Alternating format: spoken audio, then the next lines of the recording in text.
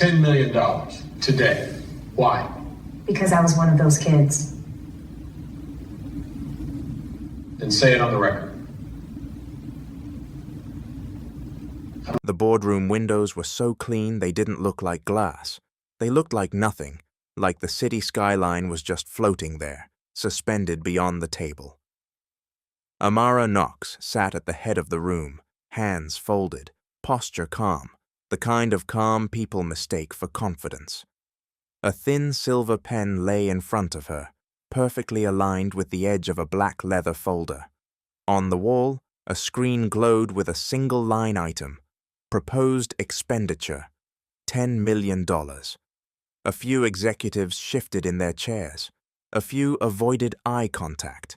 One man, CFO, tight tie, tighter smile, cleared his throat like he was about to say what everyone else was thinking.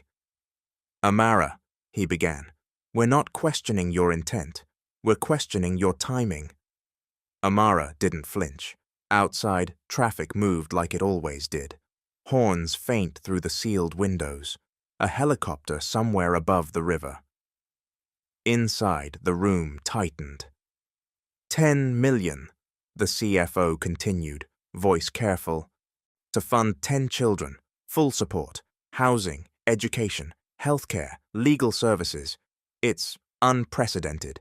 It's also not in the approved philanthropic budget. Amara's gaze stayed steady. "It is now," she said. A pause. Another executive leaned forward, softer. "This could trigger a shareholder inquiry," she warned. "You know that." Amara nodded once, as if she'd already walked every hallway in her mind and memorized every door. "I do," she said. "And you're still doing it," the CFO pressed. Amara's eyes flicked to the screen, to the number, to the weight of it. Then she said the sentence that made the room go quiet. "If I don't do this," she said, "then everything I built is just a prettier version of the life I survived." No one spoke for a moment, because it wasn't a business answer, it was a confession. And then Amara reached for the pen, signed the authorization, and slid the folder across the table like she was, pushing a piece of her past into the light. "Schedule the transfer," she said. "Today." In exactly 7 hours, she would be on a plane back to the place she never thought she'd return to, back to a county that had once held her life inside a file, back to a building with peeling paint and loud radiators, and a social worker who used to say, "Try to smile, honey," and she wouldn't be coming back as a child asking to be chosen. She'd be coming back as a CEO, with 10 keys on a ring in her pocket, 10 names in her notebook, 10 lives she intended to change, completely, permanently. And if you're wondering why 10, why not 100? Why not a scholarship fund with a nice logo and a press release and a polite ribbon cutting? You have to go back to the first winter. Amara learned what hunger feels like. Not the kind that comes from skipping lunch, the kind that makes your bones feel loud. Amara wasn't born with the name Knox. She wasn't born with a nursery theme or a baby book. She was born in a small county hospital where the hallways smelled like bleach and old coffee, where the lights buzzed quietly, where nurses moved like they'd learned to protect their hearts. Her first name on record was simply Baby Girl, followed by a last name that never made it into her life long enough to matter. Her mother, young, exhausted, drowning, left with a promise she couldn't keep. Her father was a blank line. By the time Amara was 3, she knew the sound of eviction more intimately than the sound of lullabies. A hard knock, a voice too loud, a neighbor whispering from behind a curtain, plastic bags packed fast, a car ride with no destination. Some children remember toys. Amara remembered cold floors and empty cupboards. She remembered the taste of tap water when there was nothing else. She remembered learning to sleep light, because adults who live in survival don't move gently. When she was 5, a social worker found her and her mother in a motel room off the highway. 2 beds, 1 stained carpet. a flickering TV that stayed on because silence felt dangerous. The social worker had soft hands and tired eyes. She crouched down to Amara's level and asked, "Do you know what adoption is?" Amara didn't answer. She didn't know the word, but she understood the idea of being taken somewhere else. The next morning, Amara sat in the back seat of a county car with a seatbelt that didn't fit right and a stuffed bear someone handed her as if comfort could be standardized. They drove past fields that looked like they never ended. The sky was wide, the road was straight, and Amara watched her mother's motel disappear behind them without looking back, because looking back felt like begging. She arrived at her first foster home with a duffel bag that wasn't hers, and a list of rules taped to the refrigerator.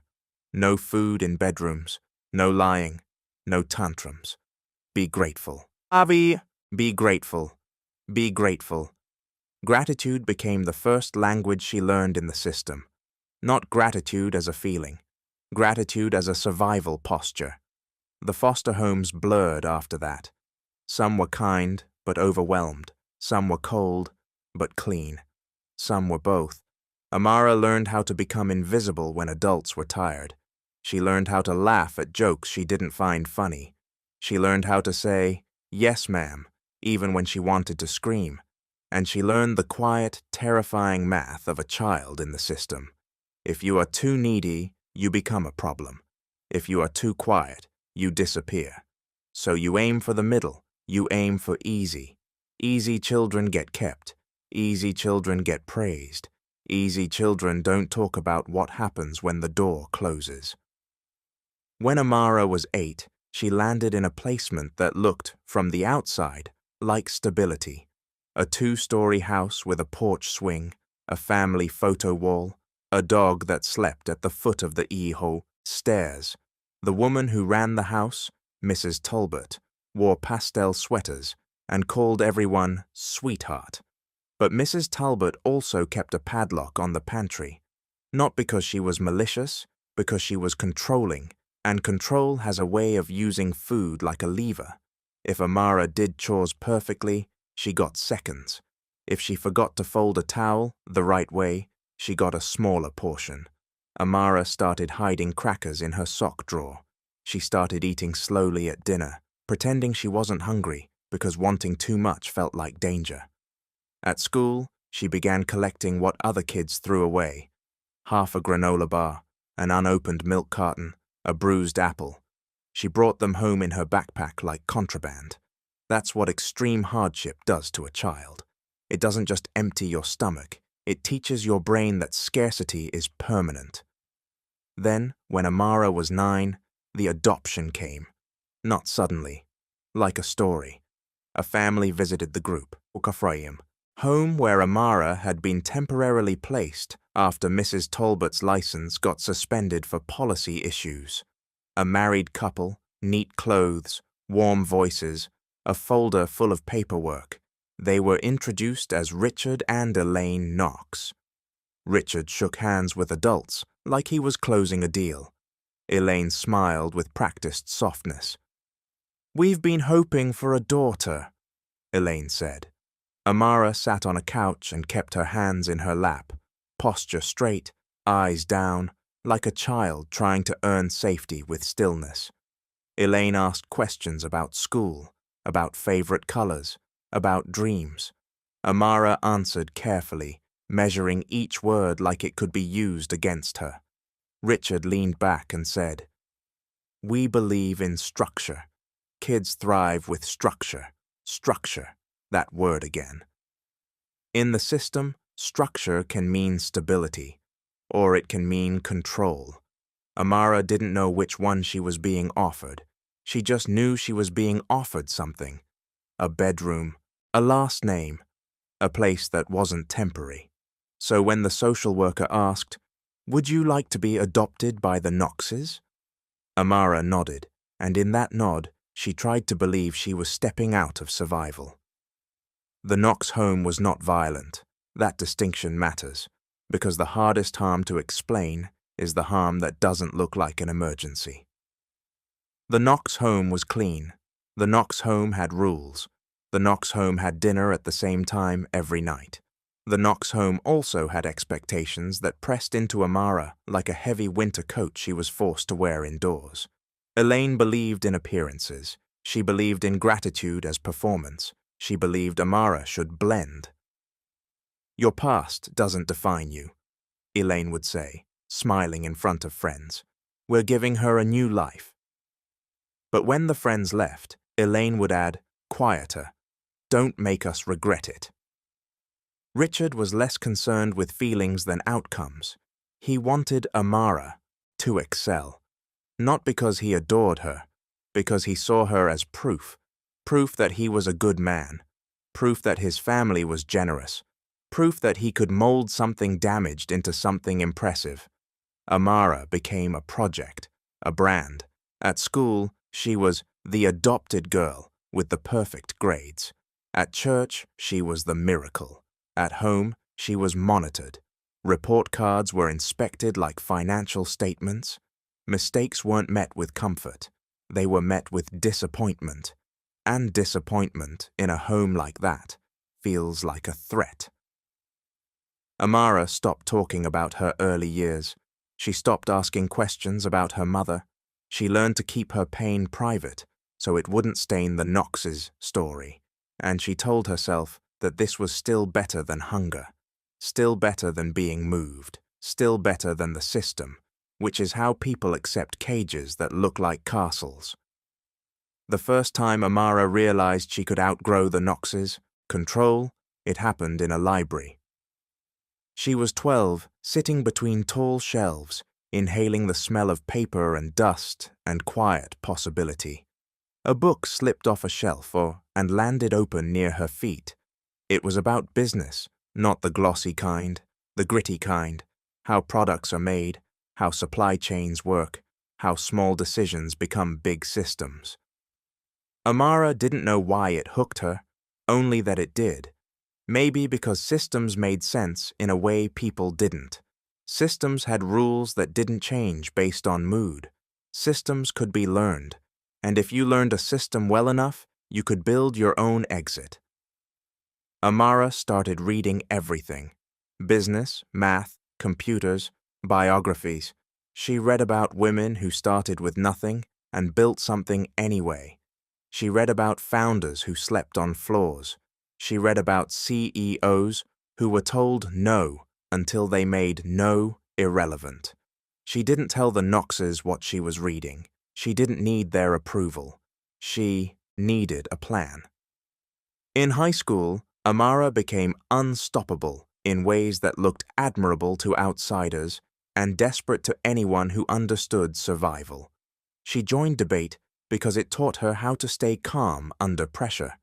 She joined coding club because it taught her how to create order from chaos. She worked part-time at a grocery store and saved every dollar, hiding cash in a shoebox under her bed because the idea of being trapped again made her heart race. Elaine praised her in public. Richard bragged about her to co-workers, but at home they tightened their grip. Richard started making comments that sounded like jokes but landed like chains.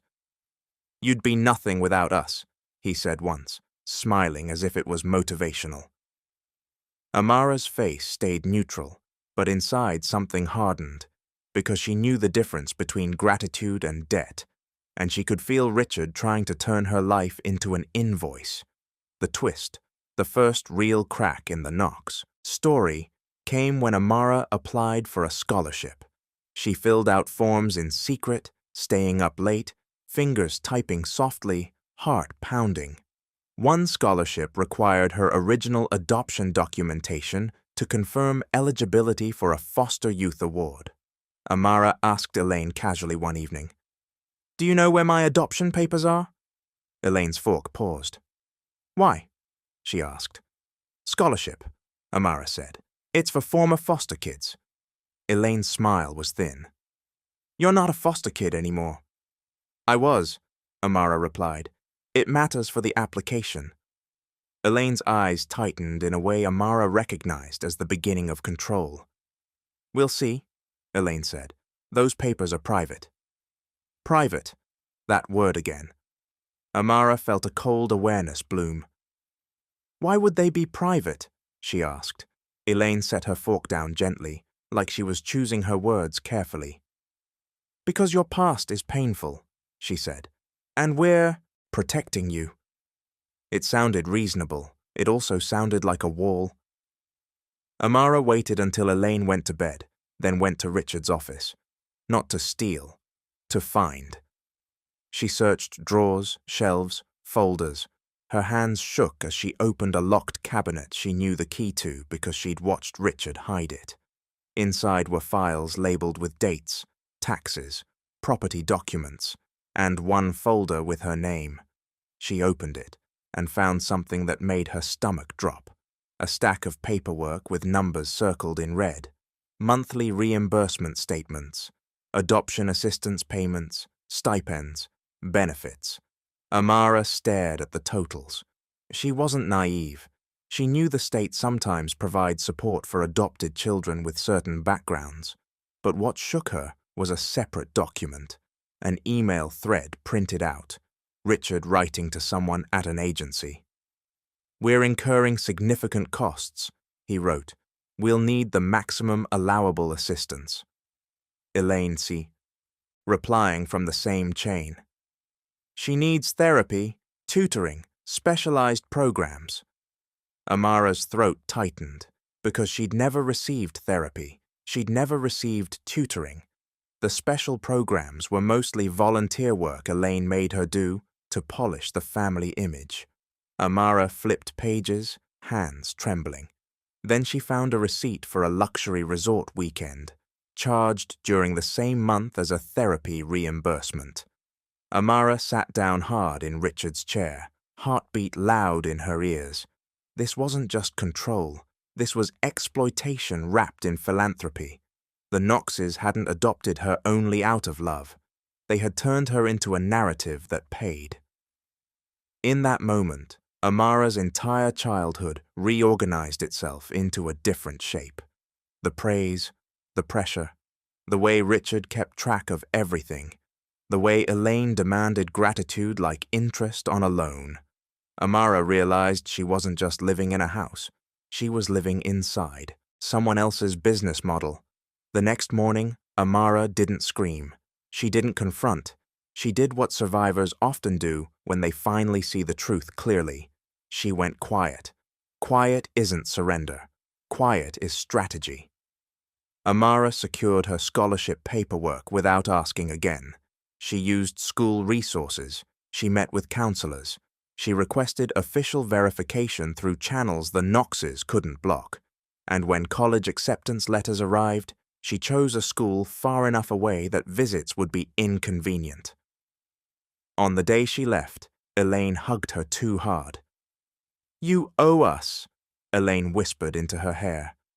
Amara didn't pull back. She didn't argue. She simply said, "Thank you," because arguing would have fed the old dynamic. Then she walked out, suitcase rolling over the driveway cracks, sun bright, heart pounding like it was finally allowed to. In the car, she stared out the window and whispered a promise to herself. I will never be owned again. College was not a fairy tale. Amara didn't arrive with a trust fund. She arrived with scholarships, a part-time job, and a brain that refused to stop calculating. She worked in the campus AT lab. She tutored freshmen in math. She took extra shifts at a coffee shop on weekends. She slept 4 hours some nights and told herself it was fine because exhaustion felt familiar. But she also found something she'd never been given as a child. Choice. Choice to eat when she was hungry. Choice to rest without being punished. Choice to build a life on her own terms. In her sophomore year, she took an internship at a small shipping software company. It was a cramped office, cheap desks, whiteboard markers that smelled like chemicals, and a team that argued about code like it mattered. Amara loved it. She noticed inefficiencies the way some people notice weather. She saw delays, waste, bottlenecks. She started building simple tools to track shipments and reduce errors. her supervisor noticed. "You think like an operator," he told her. "You think like someone who's had to survive." Amara smiled politely. She didn't explain, because survival had trained her to see systems and anticipate failure, and now she was turning that into leverage. After graduation, she declined the safe job offers and took a risk. She launched a company from a tiny apartment with peeling paint and a borrowed laptop. She called it Harbor Metrics, a name that meant safety to her in a way she couldn't explain to investors. The idea was simple: use real-time data to predict supply chain disruptions before they exploded into crisis. Predict, adapt, protect what businesses wanted, what children in the system never got. Amara pitched until her throat went raw. She got rejected until rejection felt like background noise. She kept going anyway, because she understood something founders with comfortable childhoods sometimes don't. When you've already lived at the bottom, fear loses some of its power. You learn to keep moving. The first real breakthrough came during a winter storm that shut down a major transit corridor. Companies panicked, inventory stalled, deliveries collapsed. Harbor Metrics predicted the disruption hours before most competitors. Amara's software rerouted shipments, protected contracts, saved clients millions. Her inbox flooded. Suddenly, people who had ignored her calls were asking for meetings. Suddenly, investors wanted to hear her vision. Suddenly, business magazines called her brilliant, as if brilliance had appeared overnight rather than being built from years of hunger and quiet rage.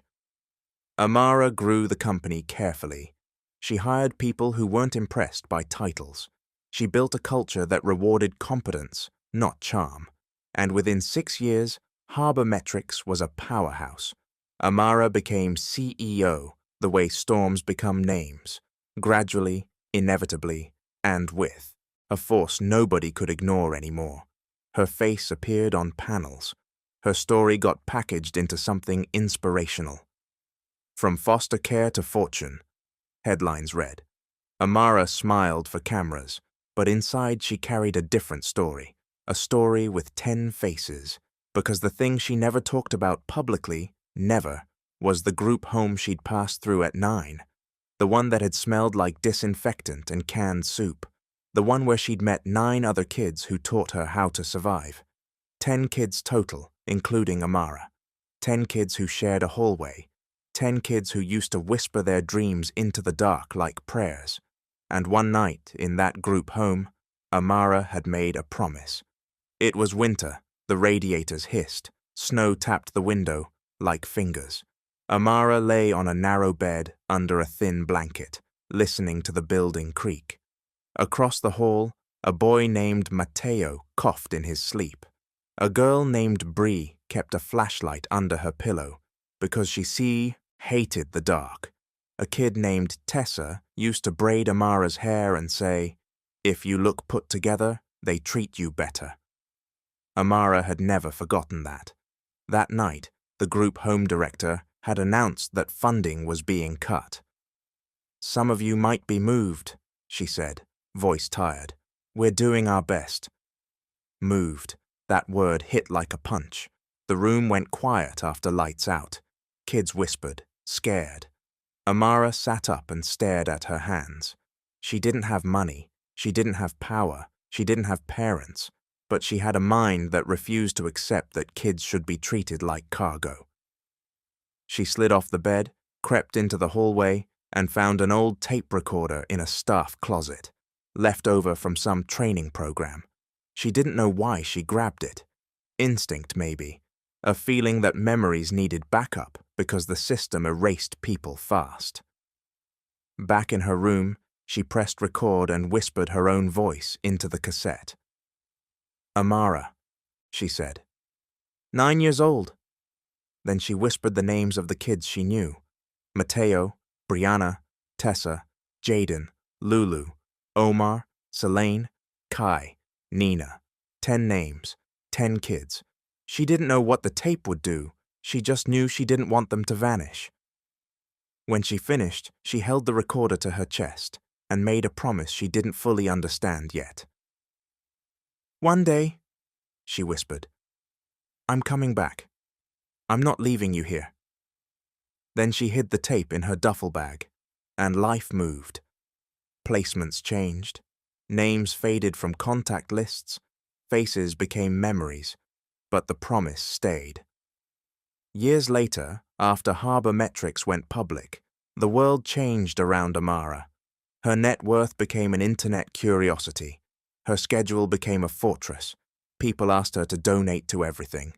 Hospitals, universities, museums, and she did give, thoughtfully. But there was one plan she kept private, the 10 Lives Plan. Not a brand, a mission. Because Amara knew something about charity that glossy galas don't talk about. Most donations are wide. They touch many people lightly. What she wanted was depth. To take 10 children who were currently living the kind of instability she'd survived and fund them completely, with no if-you-behave conditions, no gratitude invoices. 10 children who would never have to choose between food and safety. 10 children who would never have to become easy to be kept. The problem was finding them. The system doesn't make it easy for random donors to identify individual kids, and it shouldn't. Privacy matters. Protection matters. So Amara partnered with an independent child advocacy organization, built legal frameworks, created a blind selection process, and insisted on something unusual. She would not choose based on most adorable story. She would choose based on need and risk, and she would commit long-term, until adulthood and beyond, if necessary. When her advisors suggested she make it a foundation with her name on it, Amara refused. "I'm not building a statue," she said. "I'm building exits." The board worried about optics. Investors worried about distraction. Amara listened, then did it anyway, because she remembered that hallway, and she remembered what it felt like to be told your life could be moved like furniture. But the biggest twist, the one Amara didn't anticipate, came when the advocacy group delivered the final list. 10 children, 10 anonymized profiles at first, for safety, needs, ages, placement status, and then, after legal approval, identities could be revealed so services could begin. Amara sat in her office, late at night, lights dim, the city outside blurred by rain. She opened the first file, a 7-year-old girl named Maribel, living in a temporary placement after her grandmother's death. Second file, an 11-year-old boy named Darius, bounced across 3 schools in 1 year. Third file, a 13-year-old girl named Kiana, gifted in math, currently on a wait list for a stable foster home. Amara kept reading. Each profile felt like a familiar ache. Hunger, instability, adults rotating like seasons. And then she opened the 7th file and froze, because the name on the page didn't just feel familiar, it felt impossible. Nina Talbot, 13, last known, group home placement. Notes are long-term ward, minimal family contact. Amara's breath caught. Nina, one of the 10 names on the tape, one of the kids from that hallway. Amara stared at the screen until her eyes burned. She hadn't expected to find one of them. She'd assumed they were scattered into adulthood, into different states, into lives she couldn't access. But there Nina was, still in the system, still waiting, still in the same category that used to haunt Amara's sleep. Hard to place.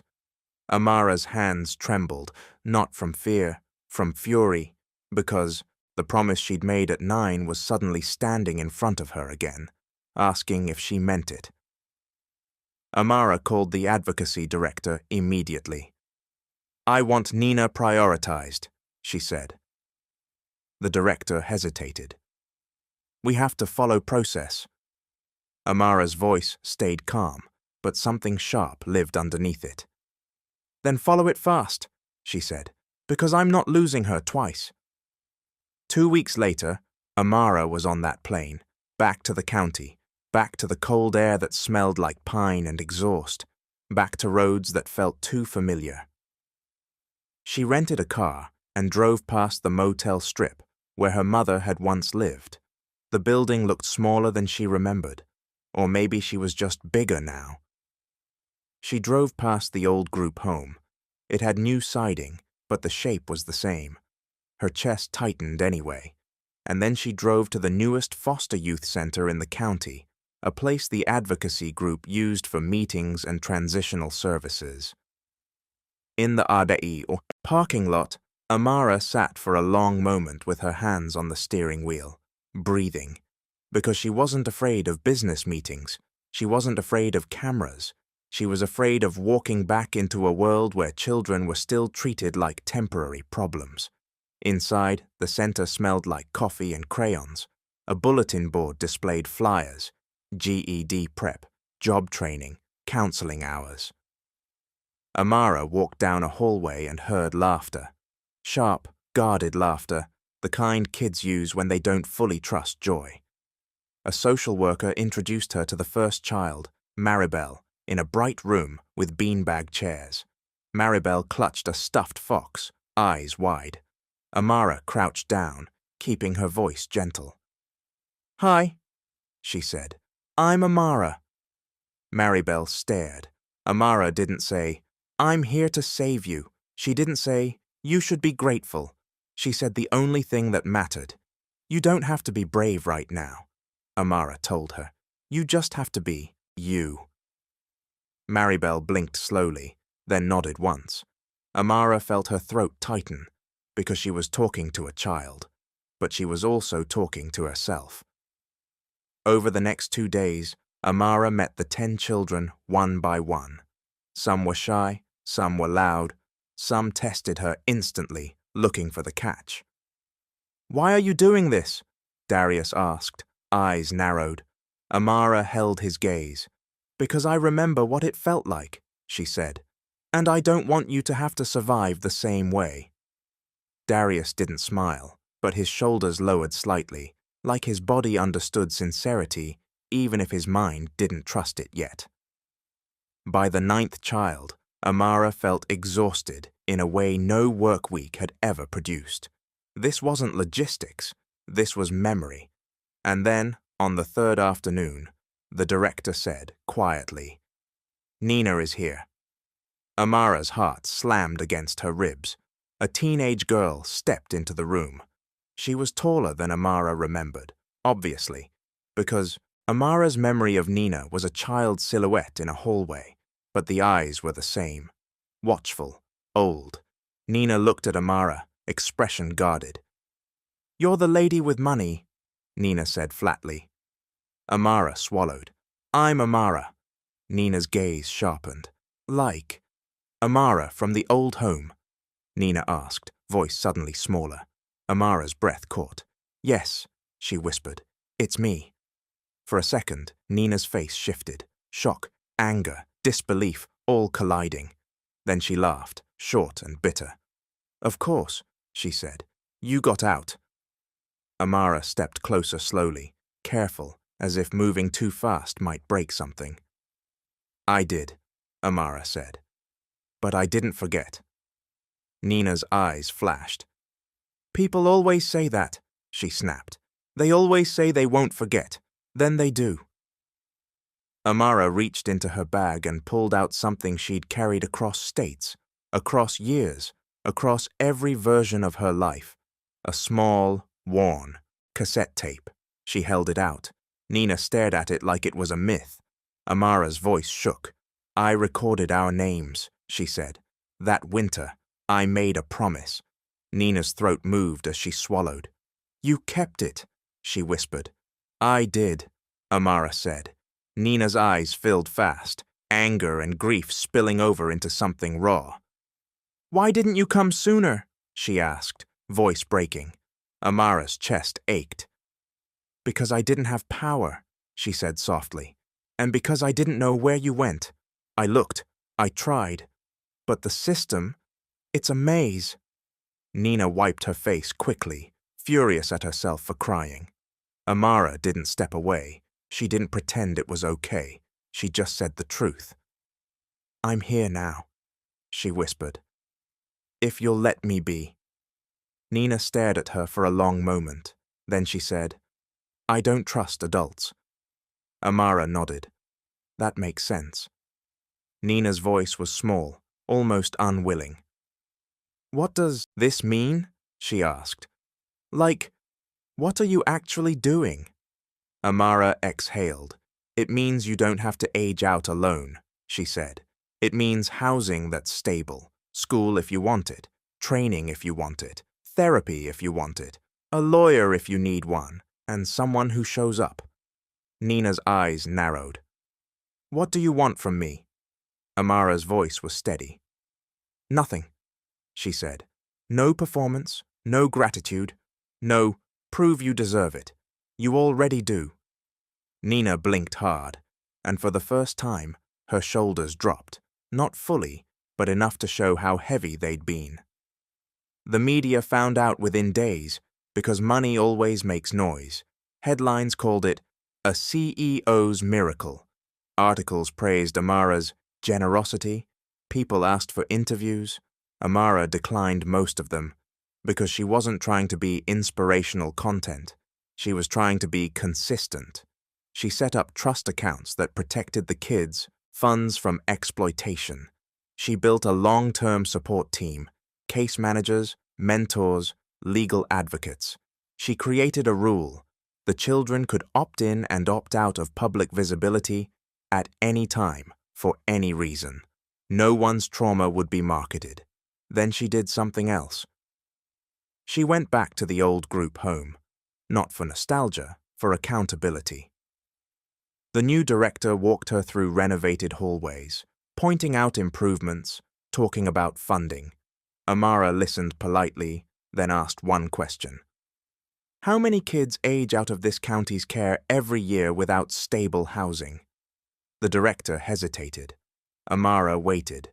The director gave a number. Amara felt her stomach drop, because even with renovations, the core problem remained. Kids were still falling through. So Amara expanded the plan. The 10 Lives project wasn't the end. It was the opening. She committed to building transitional housing units in partnership with the county, small, safe apartments, for youth aging out. She funded scholarships and trade programs. She set aside resources for emergency placement so kids wouldn't be stuck sleeping on office couches while paperwork moved. And she insisted on one thing in every meeting. "Speed," she said. "The system moves slow. Trauma doesn't wait." A year later, on a rainy evening, Harbor Metrics held an annual shareholder meeting. The CFO, who had questioned her at the beginning, stood behind her on stage, posture different now. Amara finished the business portion, then paused. She looked out over the audience. Suits, tablets, polite smiles. She could have ended there. Instead, she said, "One more thing." The room quieted. Amara didn't show photos of kids. She didn't parade testimonials. She simply spoke. "I was adopted," she said, "and I was raised in hardship most people don't see." A few people shifted uncomfortably. Amara continued anyway. "I built this company because I understand systems," she said. "I understand what happens when things break quietly." Then she said the line she'd lived by for years. "Success without return is just escape," she said, "and escape is not enough." Afterward, someone asked her privately, "Do you ever feel like you're trying to heal your own past by helping them?" Amara didn't get offended. She considered the question. Then she answered honestly. "Yes," she said, "and I'm okay with that, because healing isn't selfish when it builds safety for someone else." If you're watching and you've ever felt like your beginnings disqualify you, let me ask you something. What if your beginning is the reason you see what others miss? What if your survival becomes your strategy? Amara's life wasn't a fairy tale. It was a fight, And the point of her story isn't that she became a CEO.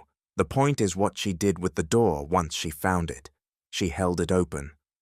On a quiet night 2 years after the boardroom meeting, Amara sat in a small apartment building she'd funded, transitional housing for youth aging out of care. The building wasn't fancy, but it was clean, warm, safe. Nina sat across from her at a kitchen table, textbooks spread out, a cup of tea cooling between them. Nina was preparing for a nursing exam. She still had sharp edges, still distrusted promises, still got angry when people minimized the system. But she had something she'd never had before. Time. Time to plan without panic. Time to fail without disaster. Time to become. Nina looked up from her notes and asked, "Do you ever get mad?" Amara smiled faintly. "All the time." Nina nodded, as if that confirmed something important. "Sometimes I feel like, if I had gotten help sooner, I'd be different," Nina said quietly. Amara leaned forward. "You would," she said, "but you're not broken because you didn't get help sooner. You're skilled. You learned things you shouldn't have had to learn." Nina's eyes narrowed. "Like what?" Amara's voice softened. "How to read a room," she said. "How to survive. How to keep going. Those are skills, but now you get to build new ones." Nina looked down at her books. "I'm scared," she admitted. Amara nodded. "So am I," she said, "but we can be scared and still move." Nina stared at her for a moment, then reached into her backpack and pulled out something small, a cassette player, old, scratched. "I found this online," Nina said, pushing it toward Amara. "I want to hear it." Amara's throat tightened. She took out the tape, the one she'd kept hidden for so long. She placed it into the player. Pressing play felt like opening a door to a hallway she'd tried not to revisit.